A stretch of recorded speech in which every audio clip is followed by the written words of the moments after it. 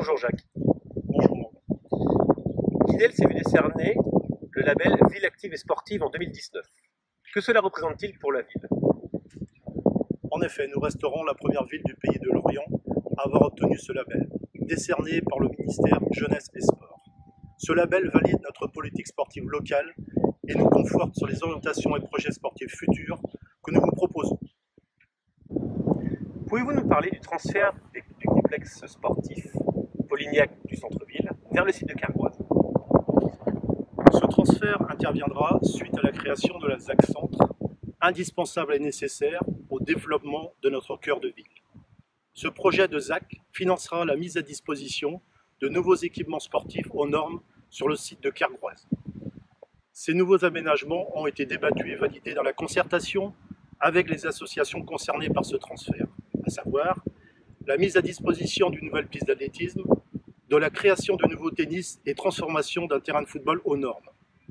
Avec la structure actuellement en chantier dédiée à la pratique du rugby, cela viendra compléter ce qui deviendra un complexe sportif de qualité, accessible parce qu'au contact de notre centre-ville et de nos établissements scolaires.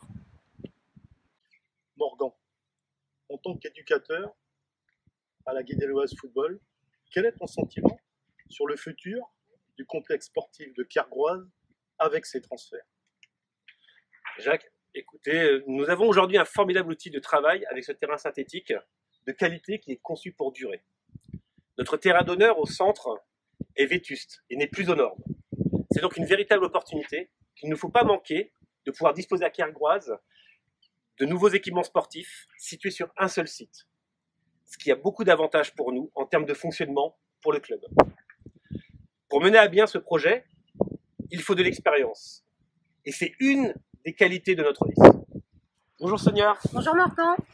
Peux-tu nous parler des sports de glisse, que sont le surf et le skate, sur la commune de Guidel? Alors tout d'abord, face à la crise sanitaire, la ville de Guidel a aussi été présente pour répondre aux inquiétudes et attentes pour la reprise des activités nautiques en toute sécurité.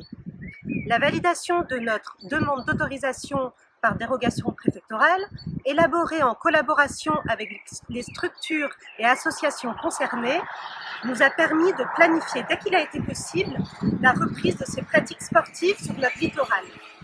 La qualité de notre dossier a favorisé la rapide réouverture de nos plages en mode statique à la grande satisfaction de tous.